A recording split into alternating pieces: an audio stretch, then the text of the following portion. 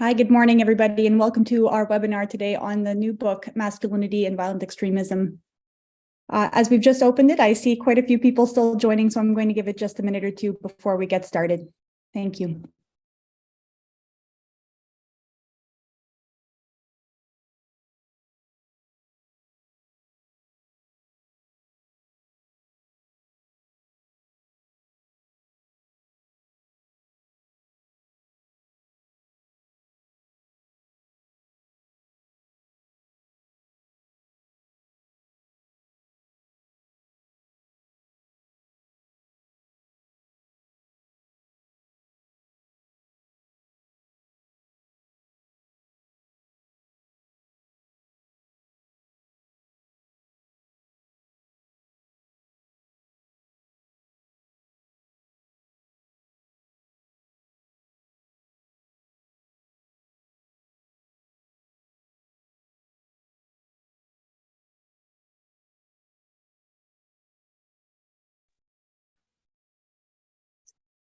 All right, I think we will get started just so we can get through the introductory statement and to the core of the presentation today. So good morning, everybody. And on behalf of ICCT, I'd like to welcome you to today's webinar. I'm Joanna Cook, the editor-in-chief of the ICCT Journal and an assistant professor of terrorism studies and political violence at Leiden University. Before we begin today's event, I want to briefly introduce you to ICCT to those who are less familiar with our work. ICCT is an independent think and do tank based in The Hague, where we work to provide research, evidence-based policy advice, and practical on-the-ground solutions on matters regarding counterterrorism and countering violent extremism. We also have a specific focus on prevention and rule of law. Today, we are very pleased to be here for the European launch of a new volume called Masculinity and Violent Extremism with ICCT editorial board member, Dr. Joshua Roos, and his co-authors, Dr. Michael Flood and Dr. Mark Alfano, who join us from Australia. The other contributors to this volume are Alan Grieg and Simon Copland. I recently had the opportunity to publish an article with Dr. Roos entitled Supreme Men, Subjected Women, Gender Inequality and Violence in Jihadist, Far-Right, and Male Supremacist Ideologies. We believed that there was a significant knowledge gap in this field. There remains a lack of understanding of how anti-feminist and misogynistic political and social aims are a significant feature of modern jihadist, far-right, and male supremacist actors.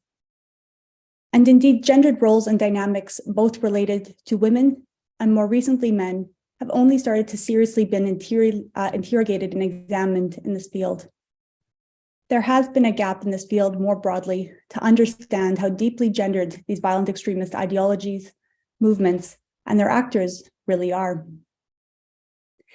This new book, Masculinity and Violent Extremism, really helps address this gap, and it proves to be a cornerstone text for this field to better lay out and understand dynamics of masculinity and how they relate to violent extremism. I had the privilege of previewing this book, and I believe that Masculinity and Violent Extremism proves to be a detailed and valuable contribution to the literature, helping readers better understand the role of masculinities in contemporary violent extremist movements. In particular, it's valuable for the interdisciplinary and multi-method approach it takes to exploring this phenomenon. It draws off, for example, not only terrorism studies, but gender studies and philosophy. And throughout its unique contributions, it also utilizes diverse methods. It provides lessons and insights with practitioners and policymakers in mind, ensuring that there can be a clear action or clear actions to reflect on and respond to this phenomenon in the world around us. I highly recommend you to get a copy for yourself, and we will provide a link to the book during the presentation today. But we're here to really hear from these speakers and what motivated them to write the book and hear about some of their findings. So without further ado, I would like to introduce you to our speakers today. First, we have Dr. Joshua Roos, who is a political sociologist and senior research fellow in politics and religion at the Alfred Deakin Institute for Citizenship and Globalization at Deakin University in Melbourne. Dr. Michael Flood is an associate professor at the Queensland University of Technology School of Justice. And Dr. Mark Alfano is an American philosopher and associate professor of philosophy at Macquarie University. Finally, a few housekeeping notes to keep this session running smoothly today. There will be just over a half hour for questions after the panelists have spoken. If you would like to ask a question, please do feel free to submit it at any time during the briefing using Zoom's Q&A feature. I will try and answer or ensure that as many questions can be posed to the panelists as possible, so please do keep your questions short and concise. Please also note that a recording of the briefing will be made available to all registered participants on the ICCT YouTube channel. So it will be running live as well on YouTube today. Finally, please help us improve future live briefings by completing this very short post-event survey that will pop up on your screen after you leave the briefing. So without further ado, I will hand it over first to Dr. Joshua Roos. Thank you.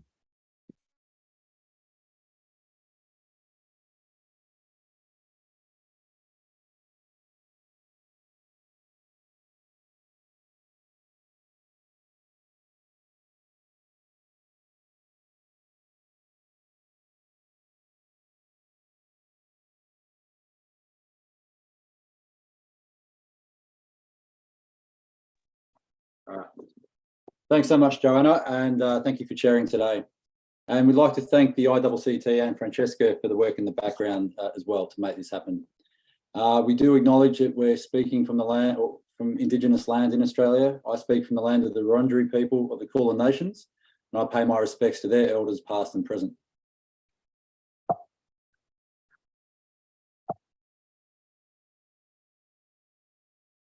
Okay, in considering how we present the book, we thought we'd go over the book sequentially and provide a little bit of the wider colour and context that can't always be included. The aim here is to give you effectively a preview of the book without going into too much detail. And we do aim to make the book available to everyone who is attending after the presentation. So we will cover off on a little bit of background context. The literature and policy review will be conducted by Michael. I'll talk about masculinity as a recruitment mechanism to violent extremism, with Mark going into detail on some aspects of that. I'll then talk about the intersection of extremist and normative masculinity, and then we'll just have some discussion and implications before questions. Violent extremist groups and networks are proliferating across the globe. If we go back in time a decade, it's difficult to fathom the idea that we would be seeing the re-emergence of the far right, the Islamic State, the rise and fall of the Islamic State movement, incels, the Manosphere, the Christchurch terror attack, the January 6th insurrection, and so on. And it would be difficult to believe that we're actually facing the sort of confluence of events that we're seeing globally. The vast majority of these events and actions have been driven and enacted by men. To understand them and to prevent violent extremist acts, we must pay attention to masculinity, by which we mean the social expectation of what it is to be a man. Masculinity defines the social expectations of manhood and the social structuring of hierarchies based on the privileging of what is considered masculine and the devaluation of what is considered feminine. Participants in violent extremist groups are often men, but beyond this, such groups' origins, ideologies, internal processes, and means of recruitment are tied in powerful ways to masculinity.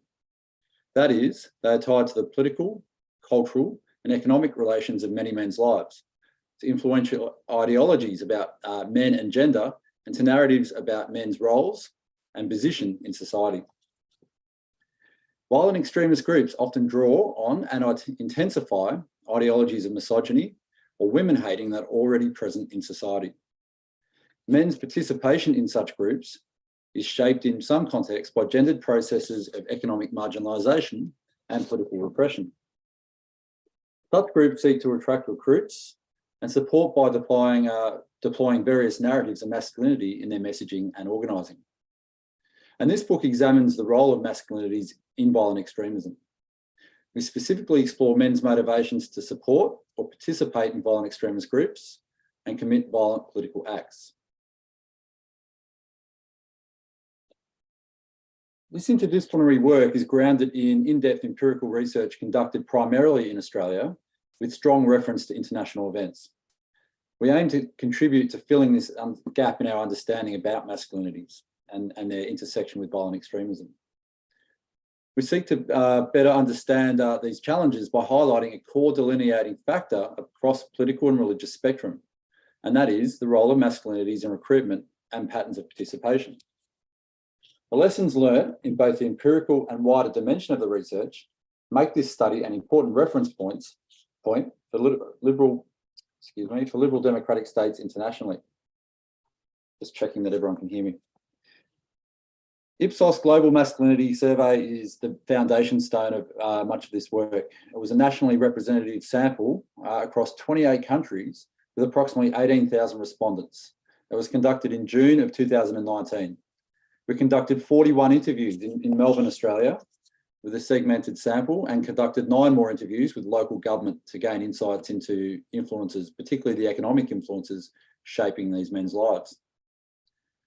We conducted a digital ethnography of almost a dozen websites and a linguistic inquiry and word count of a sample of over 5 million words scraped from websites and manifestos. However, like any other work, this book does have its limitations. The rapid evolution in the far-right movements operating online means that many of the groups and platforms explored in the book will undoubtedly evolve and change, if they have not already. Messaging application Telegram, for example, has become increasingly significant as a meeting point for extremists globally since commencing this study. However, we expect the underpinnings and common themes to remain the same. We also acknowledge that studies are increasingly noting the importance of understanding misogyny as an element of violent extremist groups, and we don't make reference to every study in our work that is rapidly evolving. So with that background, I'll hand over to Michael, who will cover off on the literature and policy review. Thank you for that. And like Joshua, I want to do what is customary in Australia, which is to acknowledge the Turrbal and Yagara people, the local Indigenous peoples in my part of Australia, as the First Nation owners of this land, and pay respects to their elders' law and customs. So as Joshua said, really in that sort of large, probably first third of the book or so, we looked at what the literature tells us about violent extremism and masculinities. And we reviewed literature particularly published since 2010 in English, but across the globe. And we sort of organised that into a number of themes, which I'll run through. We began with the question of radicalisation, the personal and interpersonal processes through which individuals come to violent extremist ideologies, practices and affiliations. And we do offer a kind of critical discussion of those, of common models of radicalisation. I won't say lots about that because I want to focus instead on how existing scholarship understands masculinity and men's pathways into violent extremism. So masculinity these days is increasingly identified as a critical factor in affecting individual motivations to support or participate in violent extremist groups. And our review identified 5 themes in accounts of how masculinity shapes men's pathways into violent extremism. So the first is notions of identity crisis. So what we saw in the literature is kind of psychological accounts of a wounded masculinity, that masculinity is in crisis in some sense, that some young men struggle with demonstrating properly adult, properly masculine identities, and violent extremism offers simple and seemingly heroic solutions to that. Alongside that, some accounts emphasise that what violent extremist groups offer to young men is the comfort, the comradeship of a kind of like-minded peer group. But as with all of these 5 themes that I'll explore that are on this slide, the evidence is mixed or absent. So, for example, other research finds that terrorists often are relatively well integrated, normal individuals, if you like, and there's little consistent evidence of the influence of psychological factors as key drivers of extremism. A second theme is about alienation, and this emphasises the kind of cultural and social dimensions of male crisis or alienation, particularly, for example, among Muslim young people in the West. And again, the evidence for this is slim. And studies find instead among Muslim young people, for example, that a more significant influence on involvement than sort of general cultural alienation is having direct experience of the police and of anti-Muslim discrimination.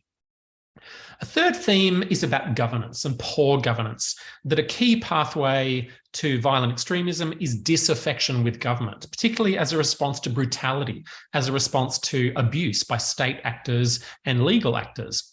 And there is support for this claim. At the same time, we should avoid homogenizing accounts of violent extremism. Violent extremist groups can't simply be read as a response to poor governance, because as Joshua's mentioned, there are links, for example, between far-right extremist groups and law enforcement agencies in some countries. So it's not simply, or in this case, not at all about poor governance. A fourth theme is that men, and especially young men, may be drawn to violent extremism out of frustration, that economic conditions are making them unable to live up to the expectations of manhood, what they are meant to achieve and demonstrate as men. So some studies among violent extremist groups talk about aggrieved masculinity. So young men who feel emasculated by economic and social change, their sense of manhood has been thwarted by women's employment, women's education, and broader changes. And they feel they've been denied the rewards and the status that they associate with manhood and to which they feel entitled. And they're then vulnerable to messaging that promises them that they can realise their kind of proper manhood. And again, the evidence for this kind of political economy of aggrieved entitlement is mixed. Studies in some countries support it. Studies in other countries find higher rates of violent extremism, in fact, among young men who are educated or wealthy. So context seems to matter. And I suppose that's a lesson that we keep coming back to in the book, is that context seems to matter in shaping pathways into and dimensions of violent extremism. The fifth and last theme we document for how masculinity shapes men's pathways to violent extremism is the notion of a toxic, dysfunctional masculinity. Now, in some contexts, that's been framed particularly in terms of Muslim men as kind of uniquely or especially misogynist, and more widely through really problematic stereotypes of racialized and marginalized men. So there's three problems with this kind of account. First, it's often racist. Second, it often offers far too generalized, far too simplistic account of different formations of masculinity in different cultures and contexts. And third, it neglects the issue of how so-called toxic ideologies and practices actually may be widespread in wider society. Joshua, can you take us to the next slide, please? So in this subsection of the book, we kind of come back to this broader question of masculinity and misogyny. And at this point, you can see in the book, we're not very impressed by some existing efforts to use masculinity to explain men's support for an involvement in violent extremism. Some accounts are poorly grounded in theory, they lack empirical support, or they lack kind of political sensitivity, political insight. One of the things we highlight is the shared gender politics of otherwise differing extremist groups and ideologies, that different extremist groups often share a common commitment to patriarchal or male-dominated masculinities and sexism. And this misogyny, rather than being extreme, is mainstream often in the societies in which they operate. And there's certainly growing evidence that misogyny or women hating or kind of, blunt, hostile sexism is integral to the identities and ideologies of many violent extremist groups. We know that hostile sexist attitudes correlate with support for violent extremism. And if we actually study the individuals involved in terrorist violence and look at their personal histories, we find that a common factor is misogynist attitudes and behaviours. And in fact, a further common factor related to that is having used violence against women before committing terrorist or what you might think of as other kinds of terrorist acts. And in fact, there's an argument that misogyny can be seen as an early warning sign of violent extremism, of the growth of violent extremist ideology and practice. Now, the countering violent extremism field does show a growing recognition of the links between violent extremism, misogyny, and masculinities. That started out poorly. It started out poorly in stereotyped and racialized constructions of Muslim masculinities, and notions of misogyny only as a problem of kind of other cultures. These days, it's got better, and there's more robust attention to the links between extremism, gendered violence, and masculinity. And one thing that's inspired by is the shift in the literature to growing attention to far-right extremism. There's growing attention, for example, to the fact that anti-feminist men's politics, men's rights or anti-feminist men's politics and networks often act as a gateway to the far right. At the same time, we shouldn't forget that misogyny also is common in mainstream political discourse, in the political and cultural mainstream. Now, the second last subsection we look at is how masculinity is used by violent extremist groups in their messaging, in their organising, how it's deployed, if you like, how stories and images of masculinity are used, for example, in recruitment. And there are 4 themes we highlight.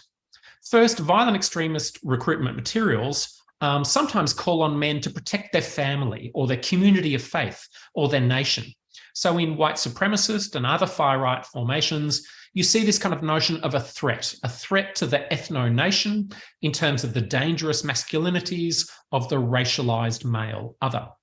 A second theme is about restoring a lost patriarchy, that violent extremism is the only way to restore a desirable and lost patriarchal order. So you see narratives in far-right accounts, in Islamic accounts, some Islamic accounts, narratives of kind of gendered and sexual decline and the need to restore a patriarchal order. A third theme is an appeal to potency and virility. And we see that in the use of kind of hyper-militarized, hyper-masculinized imagery and symbols, masculine fantasies of real men, of warrior monks, of male crusaders, and so on. And the last theme that we identify is a notion of a kind of revelation of male suffering, of men's suffering. And this comes especially from the far right.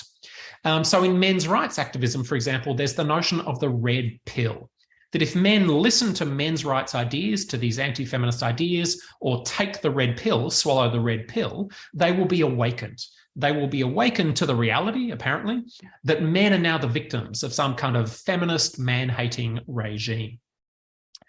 Next slide, please, Joshua. So last thing I want to talk about in this section is about the uses of masculinity in countering violent extremism, policy and practice. So gender issues are now on the agenda to some extent in CVE policymaking and programming. Just go back one, thanks. Yep. But these policy efforts have sometimes tended to equate gender with women. They've sometimes adopted essentialist and maternalist approaches in which women are assumed to be naturally peaceful, or women are held responsible for performing educational and supportive roles in the family.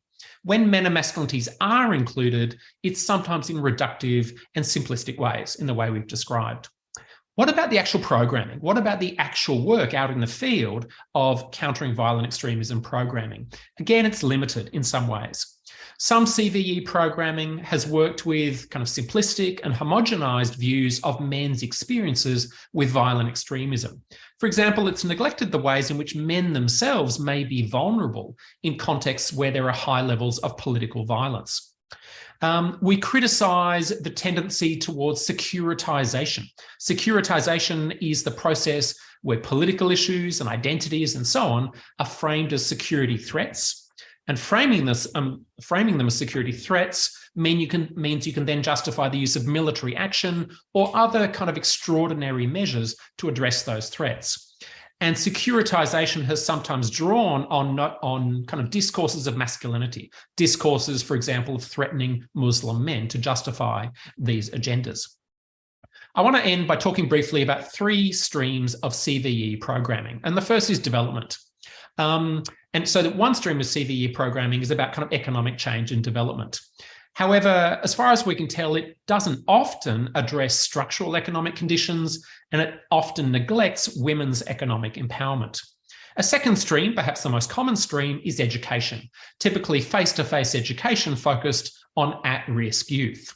And again, there are problems here of stereotyping, problems of profiling.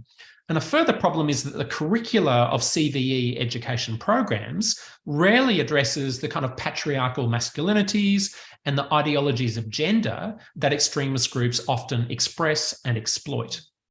A third strategy, the last one, is rehabilitation. Rehabilitation work among those who've been involved in violent extremist work. And again, we see to some extent that same neglect of questions of male supremacy and misogyny. And in fact, in the Q&A, I'll be really interested to hear people's perceptions of whether this has shifted.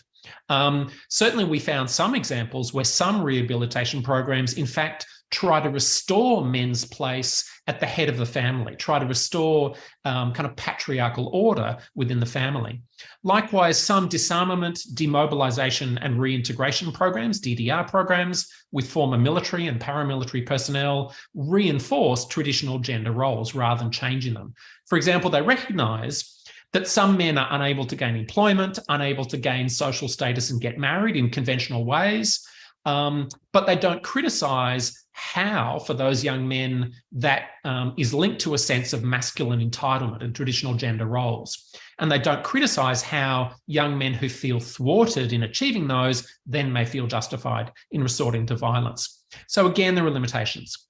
So to conclude this section of the book, there's a long way to go. There's a long way to go in building forms of CVE policy and programming that address masculinities, male supremacy and misogyny in effective and just ways. Thank you. Back to Joshua.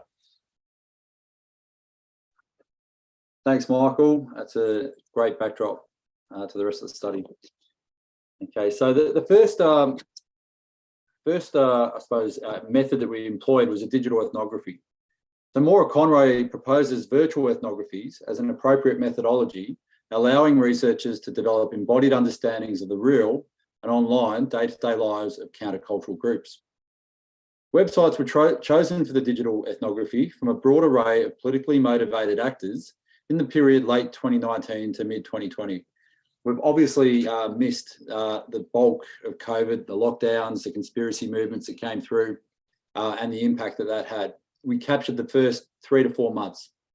These groups and forums are legal civil society actors across the political spectrum from far left to far right and include issue-motivated groups, men's rights activists, far right groups and forums, far left groups and Salafi groups.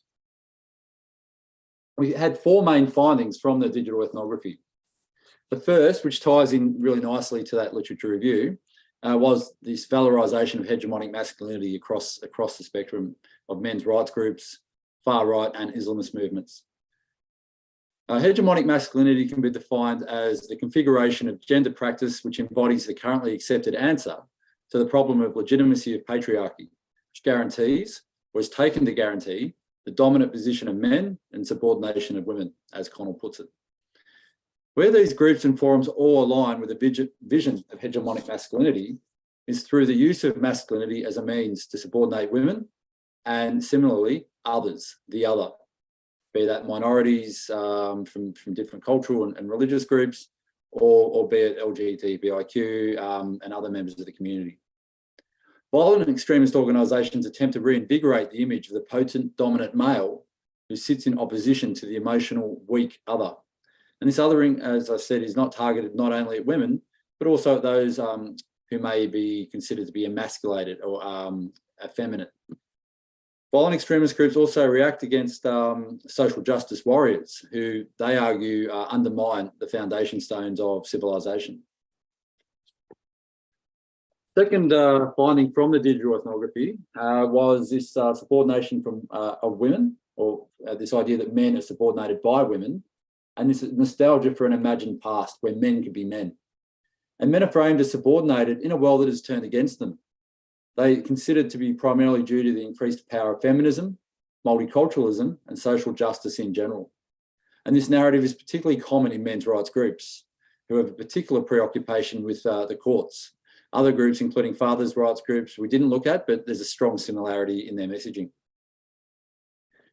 Another interesting sort of sub-finding of all this was that there were differences between Salafis and far-right masculinity and attitudes to women. So what we saw here was that far-right groups are far more overt in their language, with a really explicit anti-feminist language and statements about the need to really return women to the domestic sphere and to retake control. And we didn't actually, in the Salafi groups that we looked at, Hizb ut-Tahrir in Australia, who are legal, and also a Salafi group, which has historically seen people who've passed on to Islamic State move through that group. We saw that there was a much more, I suppose, assured masculinity in some ways about their form and function as men. Women, there was a natural distinction between men's and women's spaces and place in the family. And so it was quite interesting to see that, if you think in context, that there's this sort of framing of Salafism and traditional Islam as inherently misogynistic. Well, you could argue that there's deep-seated distinctions between genders, but the far right were far more overt and get away with it in their public discourse. Sort of other interesting sub-finding out of the digital ethnography or virtual ethnography was the distinction between far left and far right activism. There's a strong push in Australia in particular, but internationally, if you're looking at the far right, you've also got to consider the far left, because Antifa. And there's this sort of strong pressure to consider that maybe the far left also constitutes some sort of terrorist threat. So we're not saying that by any means that there is no potential for violence amongst some far left groups. But what we did note is that in a socialist group, the Socialist Alternative, but also in a what could be considered a left-wing environmentalist action group, Extinction Rebellion, there was no interest in engaging with tropes of masculinity. If anything, there was a strong push, particularly in the socialist group, towards the emancipation of women. Now, that's not to say that that's unproblematic. There's been some good studies of sexism in left-wing forums and so on.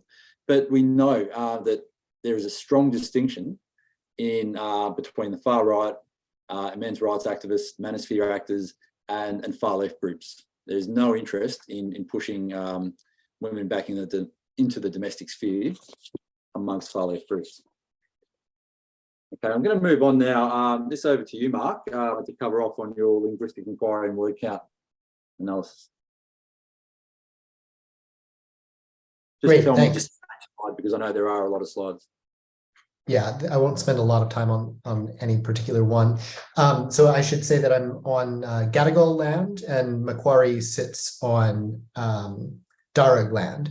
And I want to acknowledge elders past and present and future. So the main part of the book that I contributed to was this LINQ analysis. LINQ stands for Linguistic Inquiry and Word Count. It's an early form of natural language processing and was developed by Jamie Pennebaker, who is a professor of psychology at the University of Texas in Austin. And the basic idea with LINQ is very simple-minded. So what you do is you take all the words in a big old corpus and you ask of each word whether it belongs in a particular category or not. And those categories are identified by dictionaries. So for instance, one of the dictionaries that we used is the first person singular pronoun dictionary. So I, me, my, myself, and so on. Another that we used is the first person plural dictionary. So we, us, our, ours, and so on. And the basic idea is that even if you ignore word order, even if you ignore meaning, even if you ignore syntax and so on, the fact that people differentially use words that belong to different categories indicates something about their psychology or the psychology of the groups that they belong to. So for instance, people who use I, me, my, first person singular more than average tend to be depressed and low status, whereas people who use we, us, our, ours, first person plural, tend to be high status and more powerful in their groups and also more confident as individuals. So what I did was I looked at manifestos by misogynistic and xenophobic terrorists, such as Elliot Rodger, who shot up a bunch of sororities in California and sort of the original incel, as well as people like Brenton Tarrant, who is the Christchurch shooter in New Zealand. And I also applied these dictionaries to corpora from various masculinist groups, such as incels and men going their own way and men's rights advocates and so on. So the basic idea there was there's over 100 dictionaries that have already been validated for Luke. I didn't use all of them because that would be way too many, but I picked a few that I thought would be especially illuminating for learning about the attitudes and dispositions of the people in these various groups, as well as the progenitor sort of lone wolf shooters.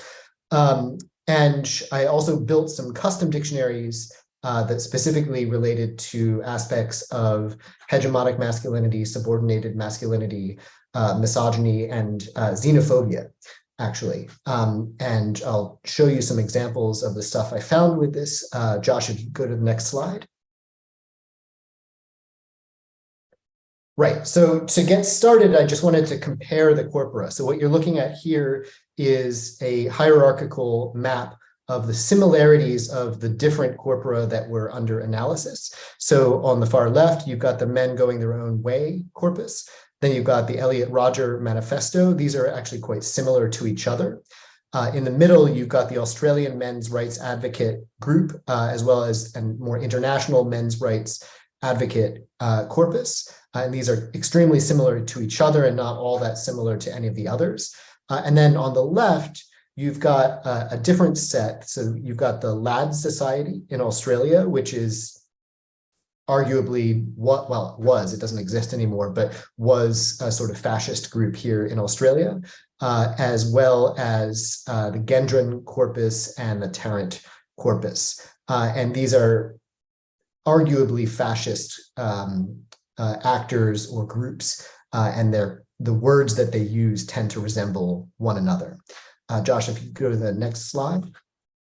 This is a word cloud representing not what is most common within each corpus, but what is most distinctive of each corpus as compared to the other seven, however many there are. So for instance, if you look at the bottom right at the Tarrant corpus, that's the Christchurch shooter. He especially talks about things like attacks, being European, victory, peoples, nations, being united. It's all about we and us defeating them. If you look instead at the Elliott-Rodger corpus at the bottom, it's much more individualized. It's about sex and girls and living in a house, and Saumyo, who's his mother-in-law, or his stepmother, I should say. And you can use this kind of analysis to sort of tease out the differences among these groups. For instance, in the Gendron corpus, you see a lot of stuff about, weapons, and as well as a lot of stuff about anti-Semitism. Josh, if you could go to the next slide. So, as I said, as I was looking through these corpora, it struck me that there were sort of four main dimensions on which things turned. One was this kind of hegemonic masculinity, which has already been addressed by Josh and Michael. And in sort of as the counterpoint to that, there was a lot of talk of or focus on what I call here subordinate masculinity, which manifests in particular responses grounded in anger and resentment, not towards women, but towards other men who are perceived as being overly dominant. Then there's misogyny, which is, I suppose, not surprising in this kind of corpus. And then the last bit is xenophobia. So Josh has already mentioned the other. And what seems to be kind of tying all of these together is a sort of three-dimensional dominance hierarchy that is part of the imaginary of these groups. So they're interested in male versus male dominance. They're interested in dominance of men over women, and they're also interested in the dominance of whatever in-group they happen to belong to, usually a white one or a national one, as opposed to so-called invaders or people of color, Muslims, basically anyone who's not part of our group. And so I constructed custom dictionaries to detect when people were talking about these dimensions. Josh, if you could go to the next slide. Here we see the outputs from Luke for the pronouns. So this is first person singular pronouns versus first person plural pronouns. What you're seeing is just percentages, so percentage of the entire corpus that is words like I, me, my, or we, us, our. And as you'll see, the Elliott, Rodger, and Men Going Their Own Way corpora are very heavy on first person singular. So there's a lot of I, me, my in those corpora. And as I mentioned, the first person singular is especially associated with low status and depression, whereas first person singular is associated with high status and disposition to action. And you see that especially in the Ladd Society, but also in the Christchurch shooter corpus. The last column is just the ratio of those two. Josh, could you go to the next slide? So here are just some examples of what this analysis turned up. So here's Brenton Tarrant, the Christchurch shooter. He says, we must crush immigration and deport those invaders already on our soil. It's not just a matter of our prosperity, but the very survival of our people. And then the next slide will show you Elliott Rodger, by contrast, talking about, as I made my way back from school one day during the first week of classes, I stopped at a stoplight in Isla Vista, where I saw two hot blonde girls waiting at the stop, and so on and so on. It's just so much I, me, mine, right? This really shows how different the attitudes are. Obviously, these are just anecdotal, but the numbers speak for themselves in the previous table. If we go to the next slide,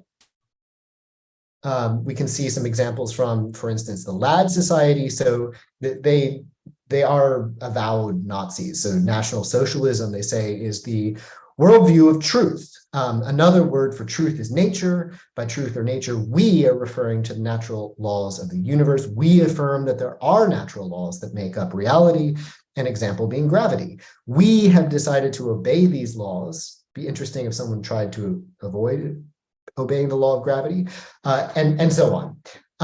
If you go to the next slide, we can see Men Going Their Own Way, by contrast, saying, here's a guy posting on this forum saying, I'm new to the site, so I'm just now learning the ropes. I thought I'd tell you guys this site feels like it was made for me, and so on. Josh, if you could go to the next slide.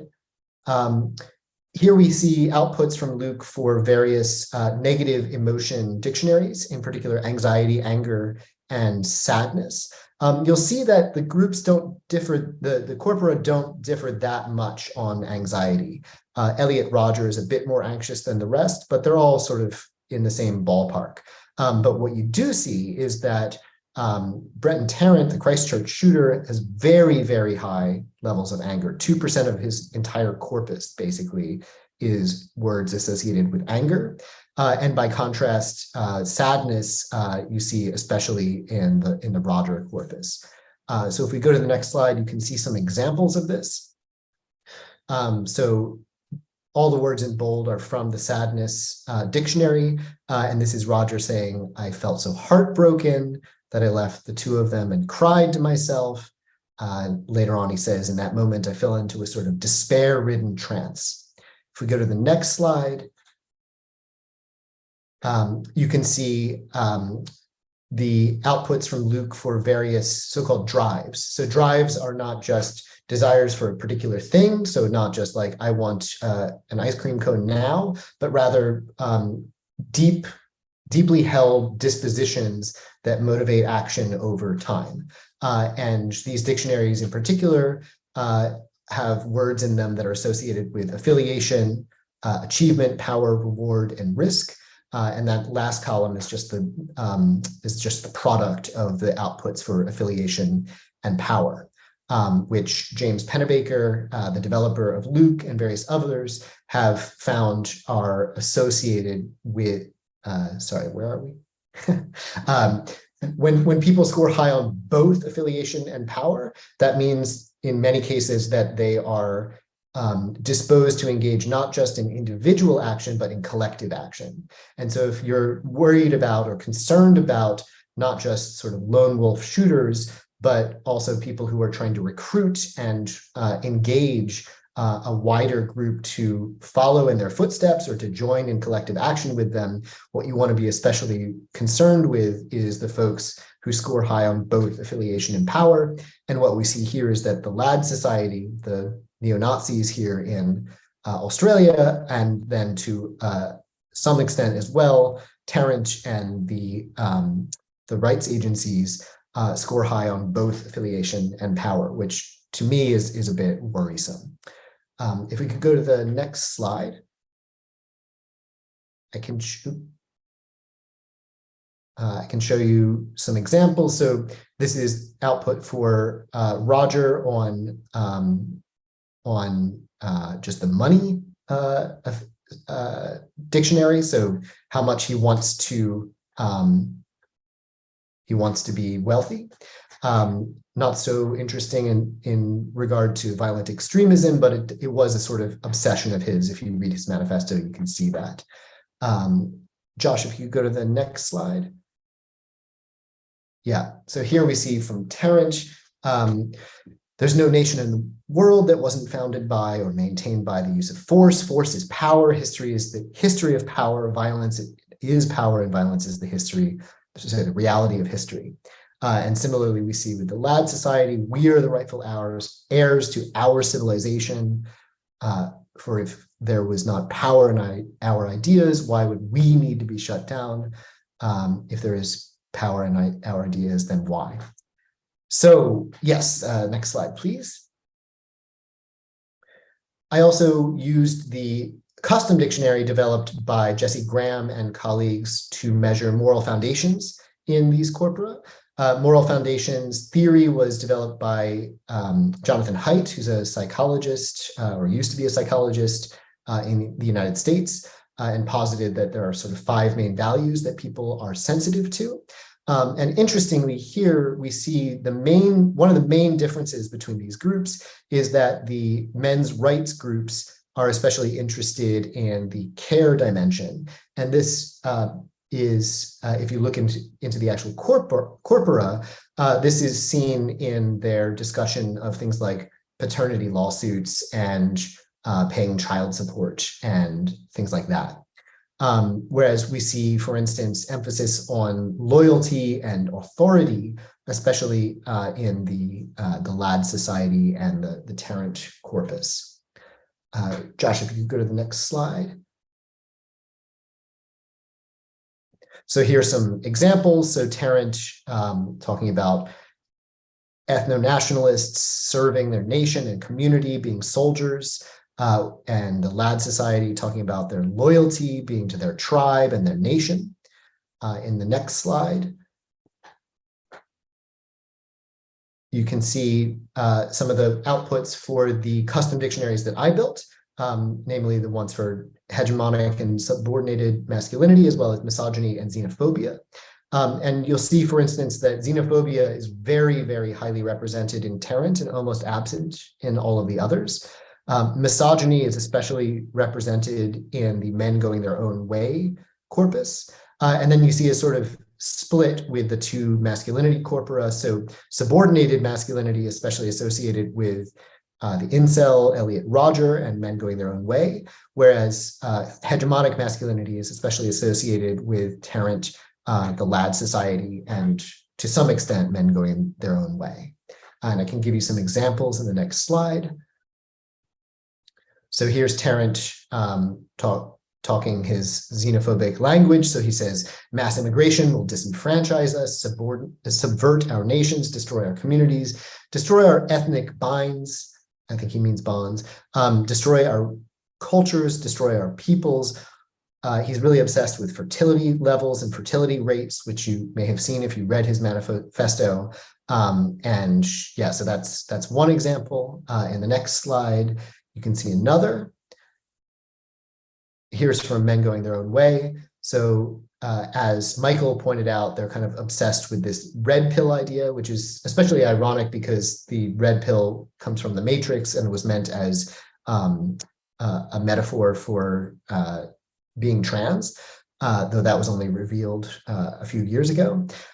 But the way that they understand it is not that, but rather realizing that somehow women control the world and are subordinating men. And you see them talking about things like hypergamy and talking about the so-called black pill, which is an even more bleak sort of perspective. By contrast, the Lad Society has a lot of stuff about hegemonic masculinity. So they talk about being chads, to talk about being so-called spurgs, which is kind of a self-reflective slur.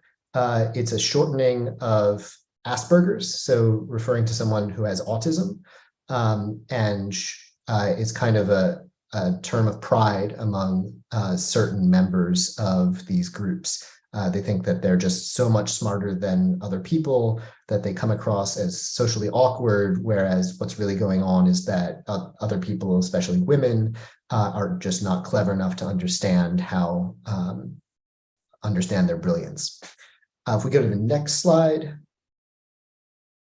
Yeah, that basically concludes my very large number of examples, but I hope that is sort of illustrative of the language that you see when you look at these groups. And with that, I will turn it back over.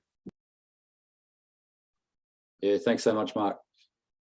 Okay, so I'm cognizant of timing, but we still have a couple of parts of the book to sort of cover off on. I will go into this in a little bit more light, detail light, I suppose, version of this, just to make sure we have time for questions. And in particular, I'm going to focus on just some results from the Ipsos survey, in particular attitudes to women, attitudes to minorities, and attitudes to violence. So the charts I'm going to show you, we've really honed in on the study and on the book on Australia. But for a presentation I did for NATO earlier this year, I also put together the member states that had Ipsos offices where we conducted that research. Unfortunately, the Netherlands aren't there, but we do have many other European nations. And it's an interesting point of comparison. I'll very briefly touch off on anger and hatred, which are covered off on by Mark, or anger is in Luke. And really just talk about where to from here. Where's that intersection of normative masculinity? And where does that intersect with violent extremist narratives? Where are violent extremist narratives most likely to resonate with different segments of the population amongst men? So the proposition that women deserve equal rights to men was devised as a measure of hard misogyny. We would expect that the vast majority of men in this day and age would agree that women deserve equal rights to men. And so the survey, almost 500, it's nationally representative, in Australia, found just that. We found that close to 95% of men agree that women deserve equal rights.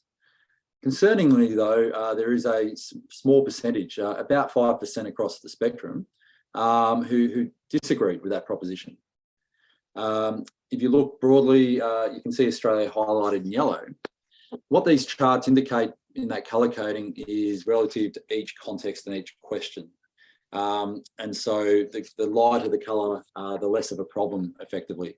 Where you see it dark red, we've chosen emergency colours because there is a significant issue with that particular proposition. So you can see in Russia, for example, under the age of 35, almost 18% of men disagree with the notion that women deserve equal rights to men. On the right-hand side, you can see some of the quotes that we pulled out from our interviews, those 41 interviews that we conducted with men across the spectrum. And we go into that in a lot more detail in the book. So the next measure is a measure of soft misogyny. And we put forward the proposition that rights of women have gone too far. Now, this ties into some of the culture war narrative that's emerged in recent years, in particular, this idea of woke, Me Too, all these propositions are basically identifying that men are being somehow victimised by feminism. So we wanted to delve into that in some detail. And concerningly, in the Australian context and for the book, under the age of 35, well over 1 in 3 men believe that rights of women have gone too far in the Australian context. That's significant. There's still a majority of men who disagree, but you can see by age across the different countries that we're looking at, young men in particular are more likely to subscribe to that proposition. And if you look at the countries where it's strongest, it's where we had that in that period, 2019, 2020, we had Trump. We had, I think, Boris Johnson at one point. We had Nigel Farage on the stage. We had, and then you look at Poland, the Law and Justice Party, Russia with Putin, Sweden. So you can see that it's particularly strong in countries where there's been strong anti-women leadership as a whole, you could argue, across that spectrum. On the right-hand side, I think that bottom quote really encapsulates this most directly. HR teams are going mad about celebrating women. It comes from a political element, left-wing support for minorities, gays, women, refugees, and so on. So that was a dominant feature of the interviews as well. So the idea that minorities threaten or undermine national unity was a measure of xenophobia, but we also deliberately didn't identify what a minority was. We left it to the individual. Is it the minority within LGBTIQ, for example, or trans in particular, or was it people from other countries that were coming over and taking jobs? Australia, again, a significant issue with racism, effectively, and so well over 40% of Australian men in the survey identified that they believe minorities undermine Australian national unity. If we look at that, that's comparable to Russia, Hungary, although Hungary, under the age of 35, almost 6 out of 10 men subscribe to that proposition. Again, a strong far-right populist leadership that are really pushing a particular line on multicultural, or the death of multiculturalism and so on there. So you can see some of the quotes that capture some of the views that we got out of those interviews. And again, we do go into those in more detail in the book. And I thought this was a particularly interesting proposition, the idea that violence can never be justified to achieve political change. In particular, in the interviews, we really delved into this idea, and we came across this strong notion that it's okay if it's in self-defense. And when you look at extremist narratives across the spectrum, you see that they never actually promote themselves as attacking. They promote themselves as defending their people, defending their religion, defending their culture, and so on, and their people. So we see in many ways that there is a possible intersection in this idea that you're defending something. And if you propose and pump out narratives that frame your group, your extremist group, as defending your race or defending your people, that's actually got more potential to resonate with a wider population of men than we actually currently understand. In Australia, the vast majority of men in the survey were quite pacifist. They believe that violence could never be justified. So then we look at places like France with a strong revolutionary history, and you can see that, particularly amongst middle-aged men, that there is a strong percentage. We go into emotion in the book in some depth because we really think that intersection of masculinity and emotion is particularly important to understand, because extremist narratives really seek to, build and capitalise and exploit emotion amongst men. If we're looking, for example, at anger, interviewees were asked in the study an open question about what anger meant to them. And we define anger here as a strong feeling of annoyance, displeasure, or hostility. As Skyman has noted, anger is a highly social emotion that may in turn elicit a social response, including but not limited to violence. So common elicitors of anger include actual or perceived insult, injustice, betrayal, inequity, unfairness, goal impediments, incompetence, and so on. One of the most prominent reasons of anger involves direct or indirect actions that threaten an individual's self-concept, identity, or public image. And in the interviews, we found anger was one of the most common emotions that men said they had regular experiences with. 35 of our 41 respondents stated they regularly felt angry. Over half experienced anger weekly, and a quarter experienced it monthly. A variety of responses emerged that reveal important insights into how narratives might resonate. A sense of being personally slighted was the largest response recorded. This included a lack of respect, being challenged, and being lied to or having a commitment broken. But it was common amongst all interviewees. In terms of hatred, if anger is a strong feeling of annoyance, displeasure, or hostility, hatred is an extremely strong feeling of dislike. A significant body of research explores hate speech, its manifestations and effects. However, whilst there's an assumption that sympathy for the far right is driven by hatred, this really hasn't been explored fully, particularly in its intersection with masculinities. Close to half of informants identified with hatred, experiencing it regularly. They linked it in particular to senses of personal injustice or maltreatment by others. For example, a blue-collar worker who was I was actually conducted that interview, was a really pleasant guy to talk to, got quite emotional and talked about, I'm not a hateful guy, but I hate bad people that degrade you at work. Another interviewee stated, who was a high-income earning company manager in a wealthy inner suburb, outlined his experiences, stating, generally, it's when I give someone else power over me. It's deep victim stuff. I've definitely felt hatred.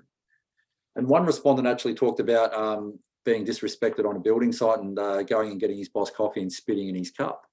Now, if you take that to its logical conclusion, you're talking about violence against others grounded in hate.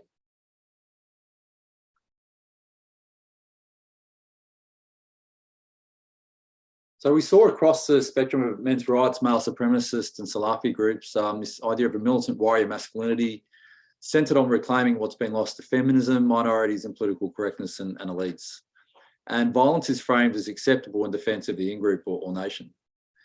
And these narratives really seek to exploit emotional responses. Whilst the majority of men reject such views, there's nonetheless a large percentage of men for whom key elements of this messaging may resonate. We know that that's not necessarily the case of far left groups who promote the emancipation of women as a precondition to achieve their aims, and for whom men's rights issues and so on were never really never an issue. All right, so final slide, Joanna, just to get to questions. We talk about implications throughout the back end of the work. And I'd like to have gone into more discussion about how this all ties together. But really what we saw were, and what we identified from our interviews in particular, were key intervention sites. We went into this study thinking that schools and workplaces would be key sites of masculinity formation. Being surrounded by other boys or men, interacting with women, hierarchies of power and so on. But what emerged in this particular study was that family and peers were absolutely critical to that sense of masculinity and that formation. And so there's been a decline, arguably, in the way that schools and state institutions can actually reach young men. And this is a question not only of masculinities, but citizenship.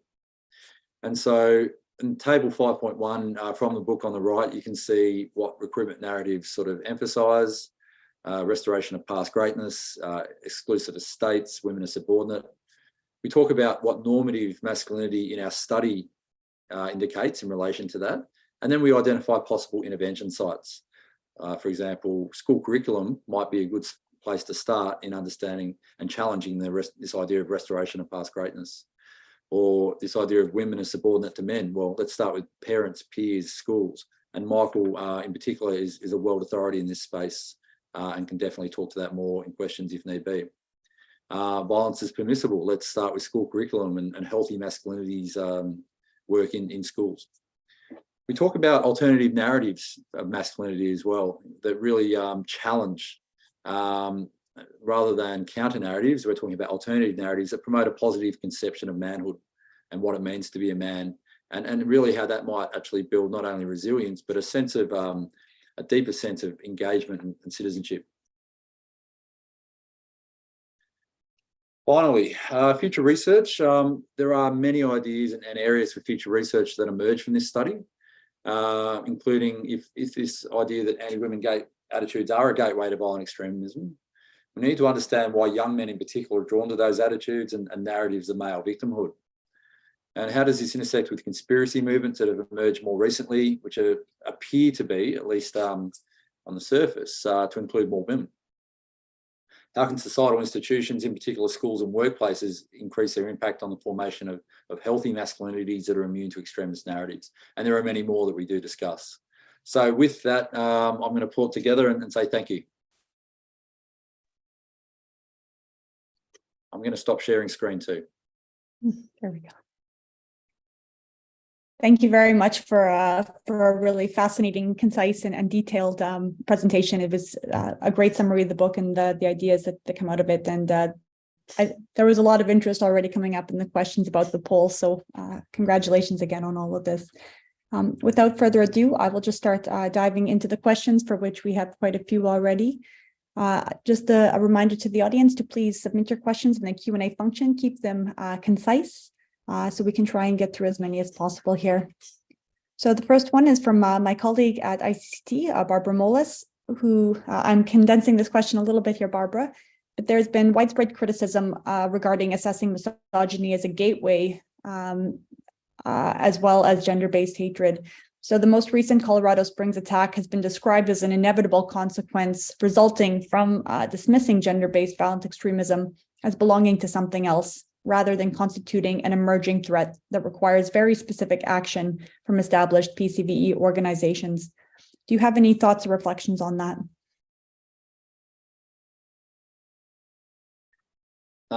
Look, I can jump in, and this is with the caveat. The strong caveat is that I'm aware of some of the details, but I think more details are obviously coming out about the background of that individual that I'm not privy to at this point. Look, for me, as I understand it, that was an attack on a LGBTQI bar, effectively, by a man who was basically there to kill as many people as possible. And really what I see in that, I mean, we do, on the one hand, see the emergence of gender-based violent extremism, men who are targeting women on the basis of their gender. So we see incels, we see men's rights activist Stephen, as discussed in our paper, Joanna, actually killing women because they're women. In response to this attack, I mean, it appears to me to tie into a broader sort of narrative frame. And that narrative frame is that not only do women need to be controlled and re-domesticated, but we need to restore Christianity to its rightful place as, you know, the guiding frame of the US in particular. There's a narrative frame that really indicates that to them, LGBTIQ communities undermine the moral foundation of the state, and their rights have gone too far. And so, you know, if we don't understand that this is a new frontier in violent extremism and terrorism, it will not only continue to occur, but it will get worse and more deadly. That's about the limitations of my ability to engage with that question at this point, because I just don't know enough about the individual. The next question, in academia, how can they differentiate between far-right and Islamist extremism? And I think we're going to try and frame that in response to the theme of misogyny in particular. So when you're looking at both far-right and Islamist extremist actors, can you tell us just very briefly about the approach to distinguishing the theme of misogyny and how masculinity plays out within those? Thank you. Okay. It's a pretty broad question. I'm going to what I'd say is that, and this is coming back to, again, our article in many respects, where we looked at misogyny in relation to both the far-right and Salafi jihadist groups and Islamic State in particular. And really what I suppose, there are many similarities. It's this idea that feminism is cancerous and has effectively undermined men's rights, men's rightful place as head of the household. There's a strong emphasis on the notion of women needing to breed the next generation of warriors and the next generation to replace the current generation and to build. But on the other hand, there are some minor differences as well. And I talked about that in relation to, for example, the more, I suppose, natural hierarchical order of Salafi groups, as opposed to far-right groups where women often attempt to gain leadership in far-right movements. they attempted to form a female Proud Boys organisation, for example, that was shut down and then ended up with a lot of infighting. So, I mean, to that extent, there are some differences, but what's more important here is that there's a lot of similarities. And to that extent, women are the front line, and women's rights and girls' rights are the front line of violent extremism across the spectrum in so many respects. Thank you. I think there was quite a bit of interest in the Ipsos poll, and some of the findings from Sweden in particular were the focus of questions by the audience here. So I'm going to combine two questions from Johannes Lindberg and Eric Melander. So first, Johannes says, very interesting to see that Sweden, which is in its laws rather than equal between women and men, has a rather big problem with attitudes when it comes to hard and soft misogyny. Any reflections on the fact that legislative equality does not correlate with the attitudes of men on equality between the sexes? And to add Eric's question in here as well, also focusing on Sweden, are there any theories why a larger percent of Swedish young men disagree that women should be more equal to men? Okay, I can briefly touch on the political dimension, but I think, Michael, you'd be well placed as well. From the political perspective, I wasn't too focused on Sweden when I was putting the slideshow together, but I'm just going to go back to it. Would you like me to share screen? Sure, or if that's helpful. I can just talk to it, actually, it's okay. So just looking at Sweden, so women deserve equal rights to men. 10% of men in that survey disagreed. And in the age group 35 to 54, 15%, almost 16% disagreed that women deserve equal rights. And then if you go down to rights women have gone too far, Sweden was also very high, under 35, 32.78, and a quarter of men almost across the board believe for rights women have gone too far. Look, I think, again, my specific knowledge of European politics is limited to my Antipodean sort of base and background, and it's more interest. But I do know that Sweden has turned to the right, and there's a strong emphasis on, for example, shutting down migration in Sweden. And I don't think there's any coincidence in terms of this idea of the Swedish nation, the need to recapture. I mean, Sweden, like any other country, has been impacted by economic decline and challenges, albeit a very wealthy, historically prosperous state. But in many respects, we're seeing this global push. We've seen it across Asia, we've seen it across Europe, we've seen it across North America. This global emphasis on recapturing masculinity, on anti-feminism, which has become pervasive and gone hand in hand with xenophobia. And so really, I think there's potentially a correlation that should be explored between that xenophobic orientation and that anti-women sentiment. But I couldn't talk too much more. Michael? Yeah, I was just going to say quickly, I mean, I think there's a number of things that can shape the finding that in various countries, including in Australia, in fact, you sometimes get higher levels of support for sexism, support for kind of male-dominated or patriarchal gender roles among young men, not the youngest men, but among men in, for example, their mid-20s, early 30s, than they do among either younger or older generations of men. And so wider cultural and political shifts can be part of what's going on. But I think two other factors that deserve mention are, it may be that those particular cohorts of men are participating in distinctive ways in online misogynist communities, where at least some of them are being recruited into or radicalized into kind of highly sexist or misogynist views. And boys and men who are younger than them and older than them are not participating in those spaces to the same degree. That's something of a guess, but that could be one factor. I think the second factor too is about backlash, about the kind of well-documented dynamic that progress towards political and economic or cultural equality often sometimes also meets with pushback, where some men in the context of that feel destabilized, feel that what they've been entitled to is being taken away. And some men respond with intensifications of stereotypical masculinity. And so there's the literature on kind of precarious masculinity, for example, that's been used to explain, for example, some male populations' votes for Trump and other kind of political phenomena. So I think, I'm kind of guessing here, but I think they may be some of the dynamics we're seeing. Mark, would you like to jump in? Yeah, just to follow up on that, I was going to say something about backlash as well. Like in general, people are not very sensitive to absolute levels, but they are sensitive to change. So if, for instance, in Sweden, you get a whole bunch of immigrants coming in, which happened since 2015, then people are going to be very sensitive to that, even though at an absolute level, compared to, for instance, Australia, it's a very homogenous culture. So I think if we look at how much a society has changed in the last, say, 5 years or 10 years, that can tell us more than what laws happen to be on the books.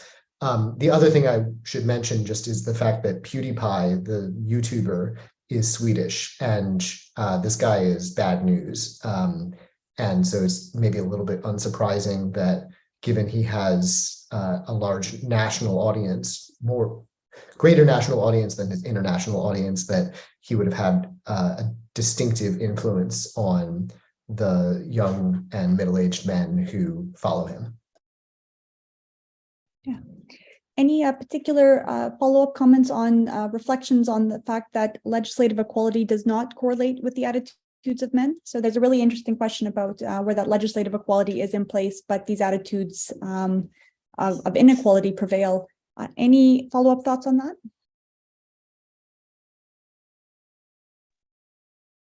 I guess just briefly, what we do tend to see is that in societies where women enjoy something closer to legal equality, you actually tend to see more polarization in employment. So for instance, in the Netherlands or in Scandinavia, you see greater polarization of employment in, say, nursing or other fields than you do in countries that have less legal protections for women and other minorities. So there's something interesting going on there. I am not an expert in this area, but I think that would be worth exploring. Great, thank you. I'll move on to the next question by Kathleen Lynch here, who's interested in the correlation of language between masculinity and extremism and mainstream politics. She asks, have we seen anything like this? Cathal is a PhD student at the University of Gloucestershire in England. Thank you.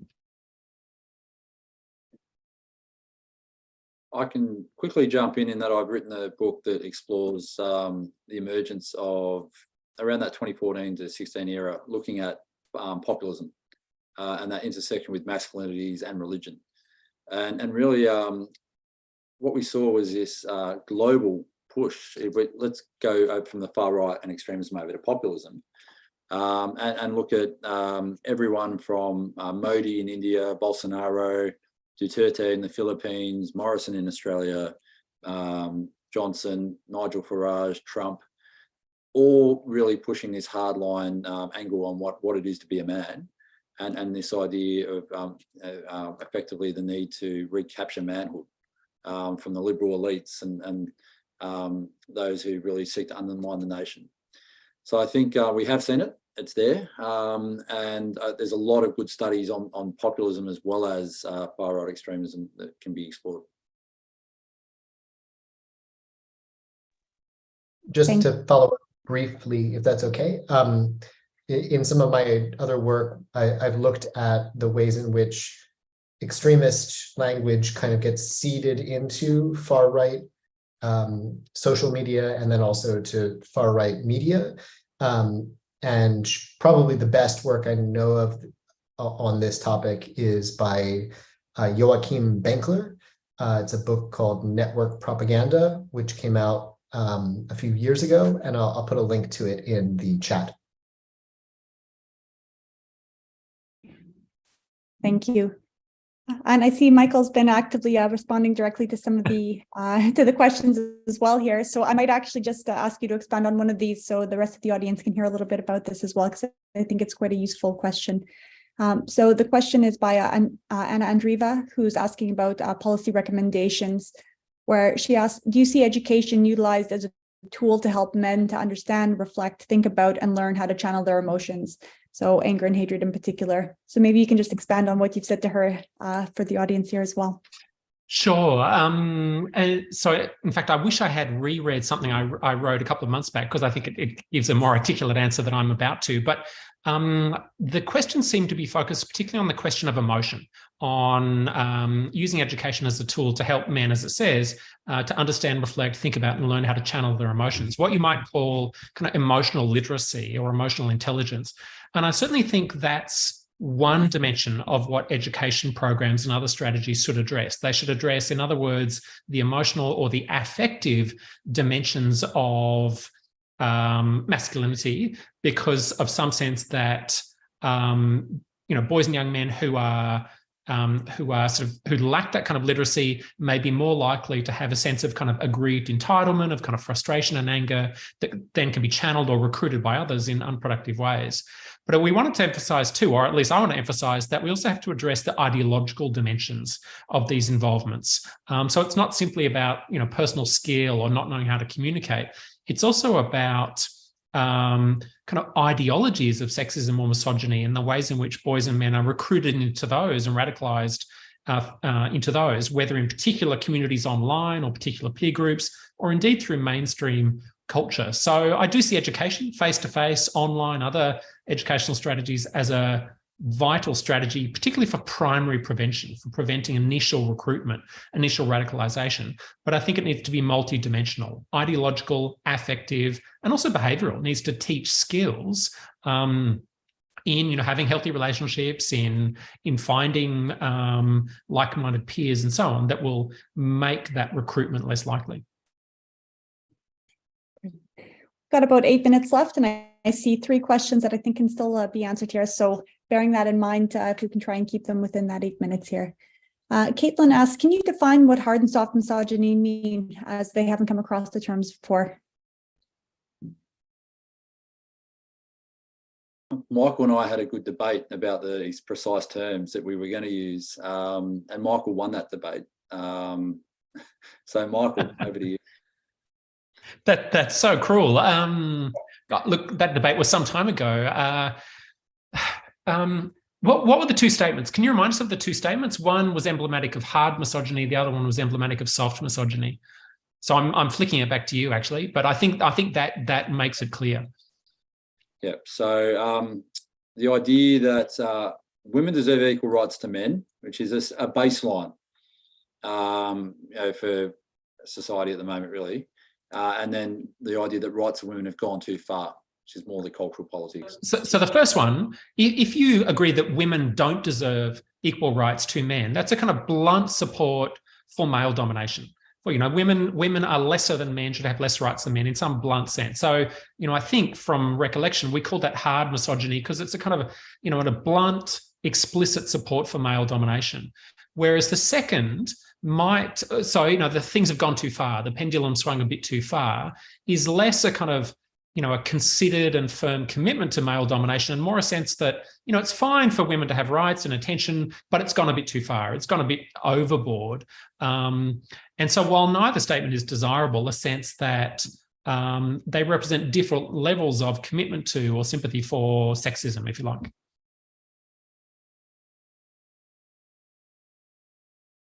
Perfect. Thank you. And this is one, again, Michael has responded to, but again, I think it's a very important question to pose to the audience and to ensure everyone can hear a little bit more about this. But Robinson asks, in your view, what are some of the most common personal and emotional vulnerabilities that may make young men more susceptible to extremism? And Tom Robinson is doing their PhD on radicalization of masculinity. Good luck, Thomas. And I said briefly that I wasn't sure that there was strong evidence that there are psychological factors that predispose individuals to participation in violent extremism per se. Certainly our review, as I recall it at least, said that there was only weak evidence of kind of psychological drivers of vulnerability to violent extremism. But when it comes to the specifically kind of more obviously gendered forms of violent extremism, such as advocacy for or involvement in kind of politicized and public violence against women, that has certainly broader forms of violence against women have well-documented drivers at multiple levels of society, at the levels of people's socialization in families, at the levels of their peers, at the level of the institutions in which men participate, in sport, in school, in faith institutions, and then in wider cultures as well. So there's a wealth of scholarship on what shapes men's and boys' participation in violence against women, and much of that, not all of it, but much of it is applicable to some of the kinds of violent extremist forms of violence against women we've also seen. But I'm less sure about violent extremism per se. Thank you. These will be the last two questions, and I am going to combine them because they are both about responses to this phenomenon by different sectors. And so first is, how do you feel that tech companies should approach the moderation to groups and communities endorsing dangerous views of masculinity, especially in countries where these views are more normalized than they've seen in the surveys? And a perspective from the UK who highlights that 51% of all PREVENT referrals nationally were from mixed, unstable, or unclear ideologies. And do you think that educational establishments need to do more to bring themselves up to speed to tackle some of these issues around concerns around masculinity? So two responses for how tech companies should respond, and then also educational establishments. I'll have first crack. There's a lot of work done in the Australian context around tech, and a real concern. I should mention, Michael and I have got a study looking at pathways and patterns of participation to anti-women movements online, which is just kicking off. But for me, at least, in relation to the regulation, you can make comments online directly harassing, threatening, abusing women and girls, and statements, for example, as apparently nebulous about women's sport, and get away with them in a way you cannot get away with those exact same comments about race, disability, sexuality, and so on. It is still mainstream, and really so much more needs to be done in that space to not only regulate but to enforce bans on people.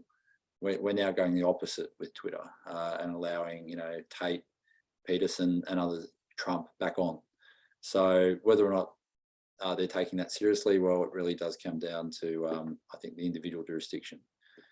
In relation to this idea of unclear ideologies, look, I attended a talk yesterday. I think it was John Horgan, who's very much a psychologist, talking about ideological promiscuity. I personally don't buy into these notions that there's some new fluidity, this almost postmodern approach to terrorism that's starting to emerge. For me, at their crux, they're pretty similar and they're pretty simple to understand. And it's about people, they don't like people unlike them. It's straightforward. And they don't like women who, they don't like people who they perceive to have more power than them. So if we break that down to far right, to Salafi jihadist groups, to others, who do they blame? They all blame very much similar groups. So they blame elites, they blame women, they blame minorities, and that's at the crux. And that's inherently right wing. It's also inherently textualist, and it's inherently regressive in its approach to where society should be. So I don't subscribe to those ideas. Over to you, Michael or Mark. Not me, Mark. I've written a bit about big tech, and the basic thing I would say is that we shouldn't leave it up to them because they can't be trusted, and we should regulate the shit out of them. I think that's a great way to wrap up the webinar here, actually. So we have managed to get through all of the questions in the presentation. So thank you very much to our audience for your active participation, and for our wonderful panelists for sharing their experience with this book and the findings as well. In the follow-up survey and email to this webinar today, you will receive a link to the book. So I do highly encourage you to go out and get yourself a copy and really dig into that. So without further ado, thank you very much again to our panelists, and I wish you all a very good day. Thank you, Joanna. Thank you, everybody. Yeah, thanks, Joe. Thanks, everyone. Okay. Thanks. Take care.